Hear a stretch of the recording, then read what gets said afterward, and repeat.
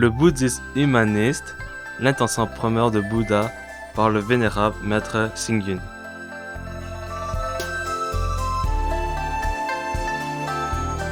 Se servir de la littérature pour ouvrir la voie et libérer le cœur de l'homme.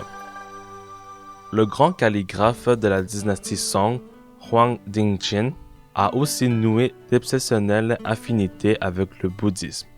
Il excellait dans la poésie galante et ses œuvres étaient très populaires à l'époque.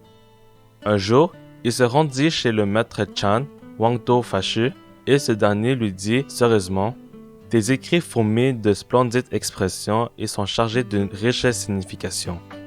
Comment est-il possible que tu te cantonnes à n'écrire que ce genre de texte qui peut égarer l'esprit des gens ?» À l'époque vivait aussi un peintre nommé Li Boshi, qui s'était spécialisé dans la peinture des chevaux. Le maître Chan l'avait mis en garde en lui disant que s'il pensait qu'à étudier les attitudes des chevaux, il finirait par renaître cheval plus tard. Li Boshi rangea alors ses pinceaux et ne peignait plus jamais les chevaux.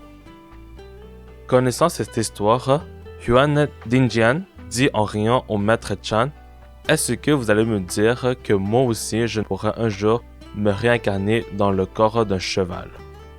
Tes écrits licencieux ont réveillé les désirs impurs des gens. Je crains que tu tombes plutôt dans l'enfer et non pas simplement dans le corps d'un cheval. » répondit le maître Fashu. À ces mots, Huang Dingjian reconnut ses torts et répondit immédiatement. Plus tard, grâce aux encouragements de bonnes relations comme le maître Chang Ling Yuan Weishi, il abandonna ses mauvaises habitudes et s'y mit à pratiquer le bouddhisme. Il écrivit un poème où l'esprit de protection de la vie bouddhisme est clairement ressenti.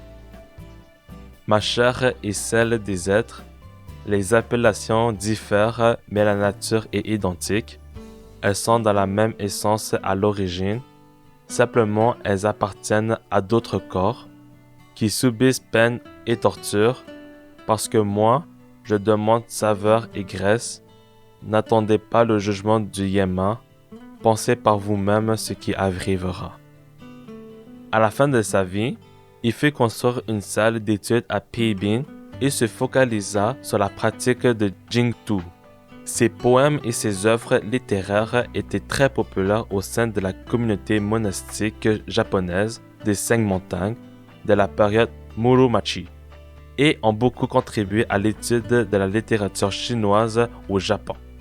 Quand on dit que la littérature transcende toute frontière, ce n'est point une vaine parole.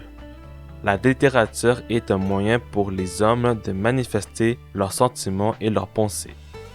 Une bonne œuvre littéraire doit, outre le style élégant et les détails touchants, être en plus capable de convertir le cœur de l'homme, façonner son caractère et le guider vers la vérité, la bonté et la beauté.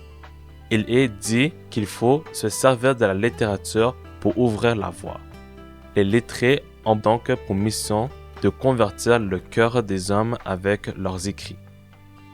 Si le Dharma a pu se propager, transcender le temps et l'espace et éveiller le cœur des hommes, la plume des lettrés y sont sans doute été pour beaucoup.